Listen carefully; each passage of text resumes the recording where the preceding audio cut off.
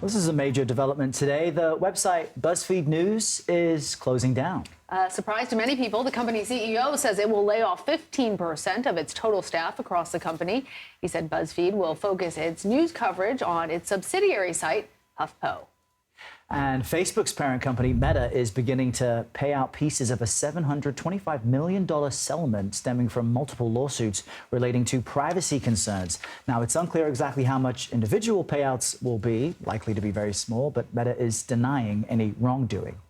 Let's bring in now Sharin Ghaffary. She's a senior correspondent covering technology for Vox.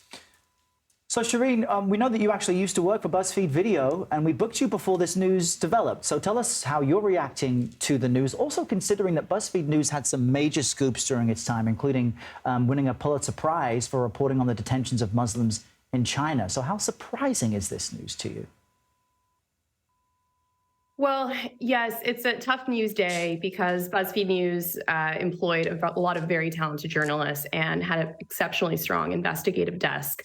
I think that it doesn't come as a total surprise because the newsroom had been downsizing for several years now and have been going through many changes. I think how abrupt the decision to shut it down did seem quite intense, but we have unfortunately seen this kind of trickling out of many reporters from BuzzFeed News in the past few years. Sharin, explain to us, because we saw the news that they're only laying off 15% of their employees, but that they're going to continue to focus on HuffPo. How does all of that work? Help us understand, I guess, the landscape that the company occupies. Well, the digital media market is very competitive. And as we've seen advertising dollars shrink in the past year, that has hit companies like BuzzFeed very hard. So we're just seeing more competition for eyeballs. We're seeing revenue go down across the industry. So it's not just BuzzFeed News, but I think that they were hit particularly hard by some of these industry-wide shifts. And what's interesting is Meta's also beginning a new round of layoffs, similar to Twitter after Elon Musk's takeover. You know, he really shrunk that company, and you wonder if the rest of Silicon Valley is like, wow, we really can run these massive sites with fewer people. Do you think that and what's happening at Meta is a trend that we may see continue?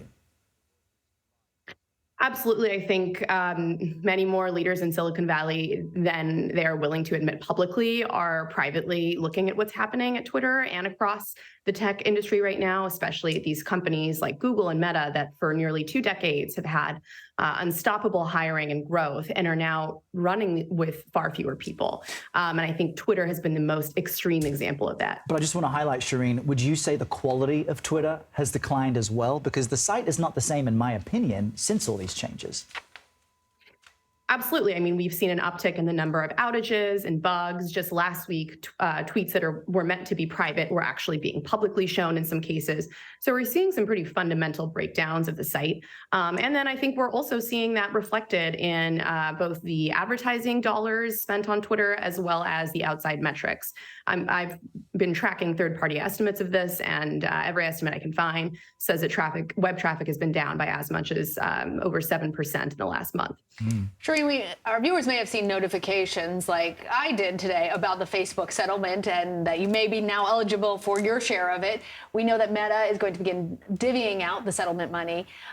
Talk to us about that. What does this mean for our viewers, and has its privacy policies actually changed? Remember, that's what led to this settlement in the first place. That's right. So this is the result of probably the biggest scandal to happen to Facebook, or as it's now called Meta, which is around the Cambridge Analytica data exploitation. So the accusation there is that Facebook was irresponsible in making its data accessible to third parties, including the data and political consulting firm Cambridge Analytica, which was used to aid political campaigns like the Trump campaign.